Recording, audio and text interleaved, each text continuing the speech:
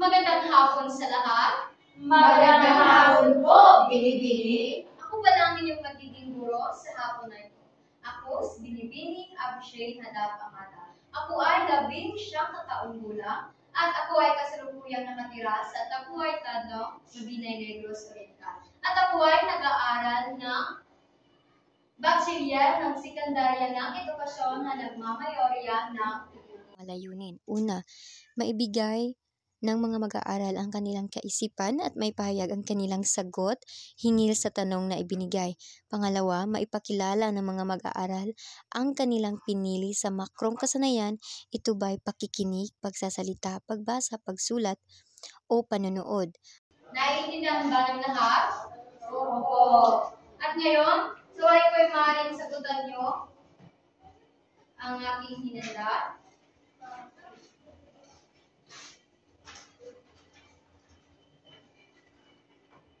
Bibigyan ko lang kayo ng 3 minuto para sagutan ang pangunahing gawain. Ngayon, maaari na kayong simula.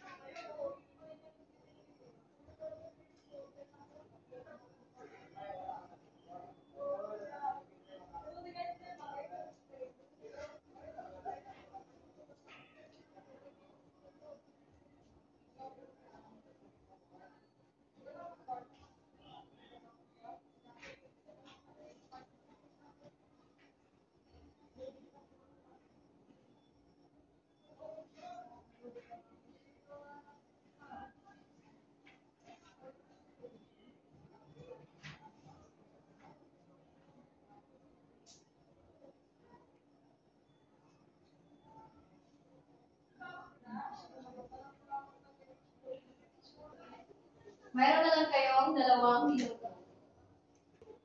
Ipili lang ako ng isa na sasagot sa aking pangunahing gawain.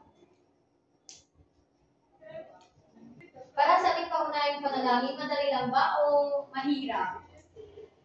Madali lang. Sino pa ang hindi nakasagot?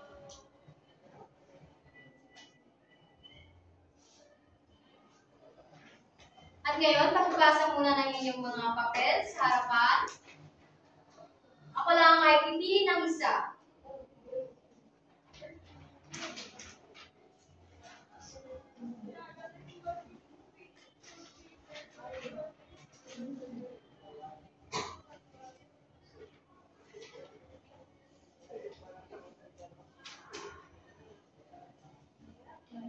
Para sa magpe-presenta, Binibining Bailoses.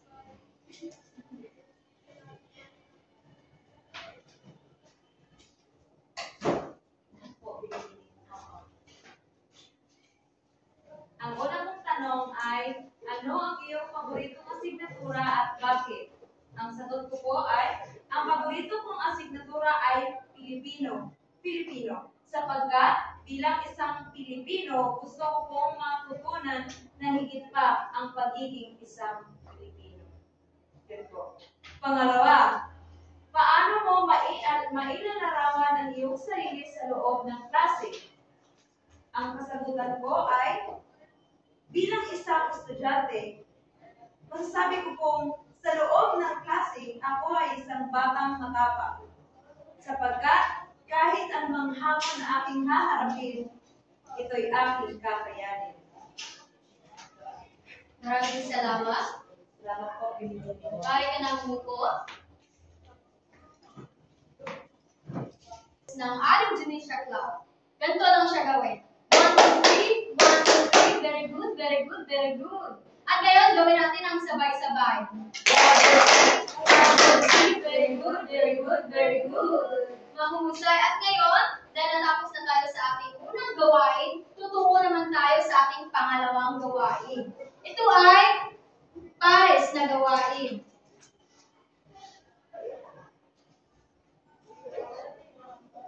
Para naman sa inyong pares na gawain ay pumili ng isang makro-kasanayan. Ito ba ay pakikinig, pagsasalita, pagbasa, pagsulat, o panunood? Sa apat na ito, dito lang kayo pumili.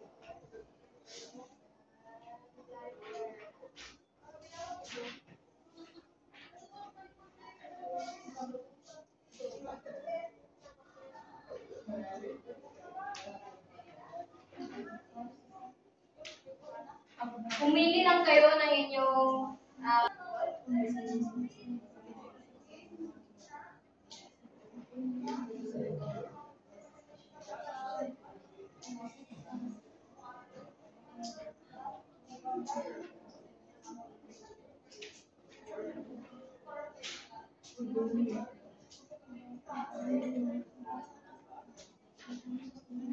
nakapili na ba kayo kung ano ang inyong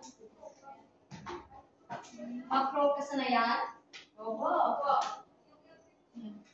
Ngayon, maaari na ba kayong magpresenta? Mauna tayo nina Binibining Koino at Binibining Tolero.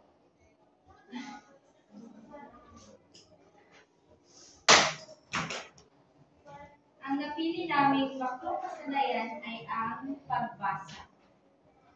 Bakit pagbasa? Pagbasa sapagkat ang pagbasa ito ay mahalaga dahil kapag tayo ay nagbabasa, marami tayong makukuhang kaalaman at malalaman natin kung paano ba umunawa o paano ba maintindihan ang ating binabasa. Depende lamang kung ito ay akda o iba't ibang basahin. Sapagkat pag tayo ay nagbabasa, maaari din natin itong mailapat sa ating pansarili. Maraming salamat, Binibining Koino at Binibining Tolero. Bigyan natin sila ng boom boom shake shake. Ganito lang siya gawin. 1, 2, 3, 1, 2, 3, boom boom shake shake. Ngayon, gawin natin na sabay-sabay na niya ng tunga. Masipag tayo. 1, 2, 3, 1, 2, 3, boom boom shake shake. Ngayon, maaari na kayong umupo. At para sa panghuling mag-representa, ay nanyan po si Binibining Bornea at Binibining Generosa.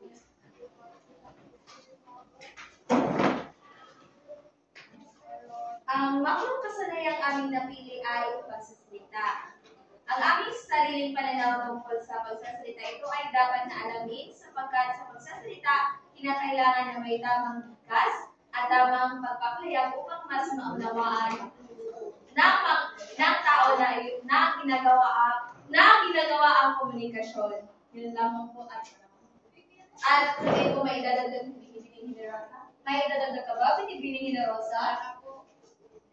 Kung ganun, bigyan natin sila ng 10 palakpak. 1, 2, 3, 4, 5, 6, 7, 8, 9, 10. Gawain, ito ay ang pangkatang gawain.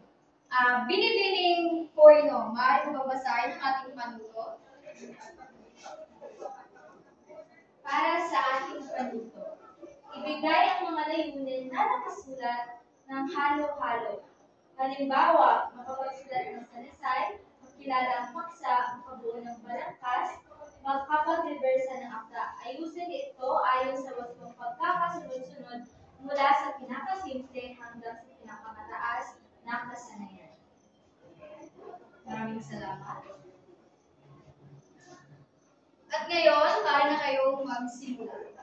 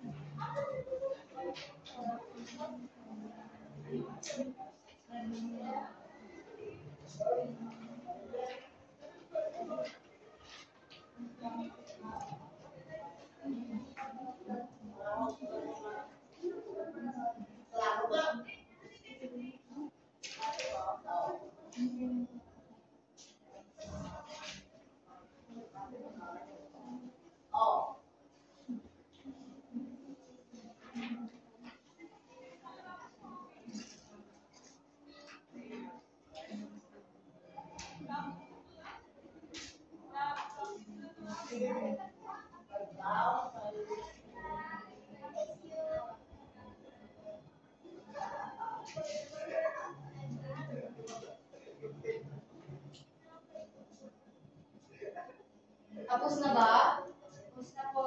Opo.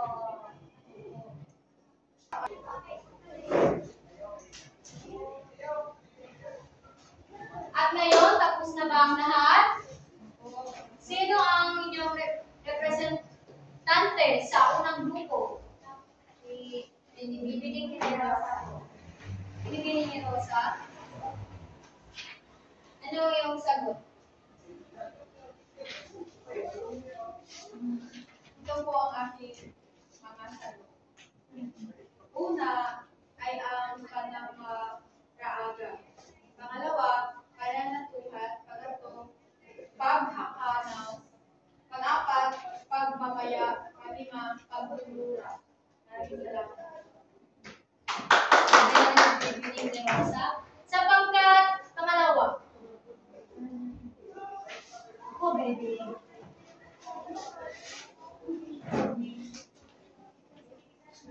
Tulad sa sinabi ni Binibining Angel, una po ay ang panamaraaga, pangalawa ay pananatuhat, pangatlo ay paghakalos, pang-aapat ay pagmamaya, at ang panghuli ay ang pagtulura.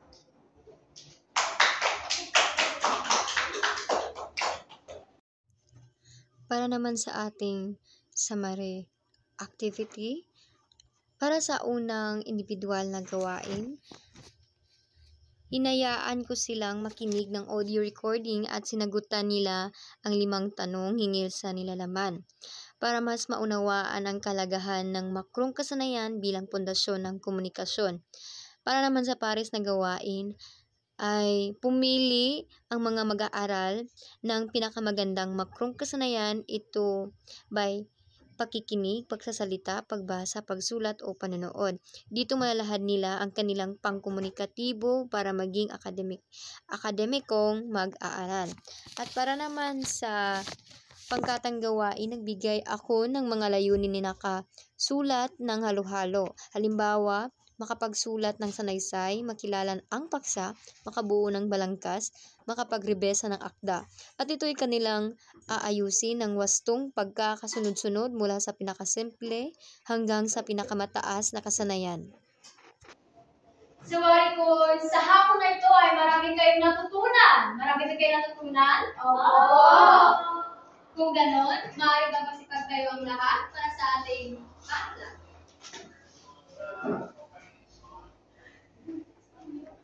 Sa ngalan ng Ama, Anak, Diyos at Espiritu. Amen.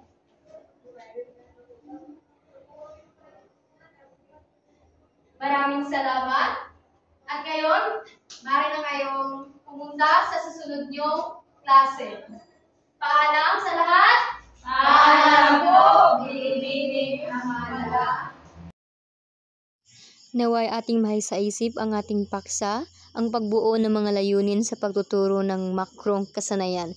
Dahil sa pagbuo ng mga layunin sa pagtuturo ng makrong kasanayan, pakikinig, pagsasalita, pagbasa at pagsulat, ito ay mahalaga sapagkat ito ay malinaw ang direksyon at ito ay nauugnay sa gawain at ito din ay luminang ng komunikatibong kakayahan ng mga mag-aaral.